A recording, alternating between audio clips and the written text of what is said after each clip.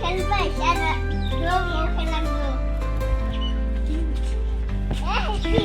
খেলাম দে হ্যাপি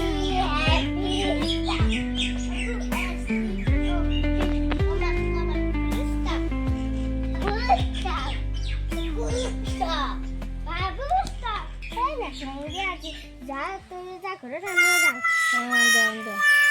ও পেলু পেলু এখন গেলি আজি দেৱালী না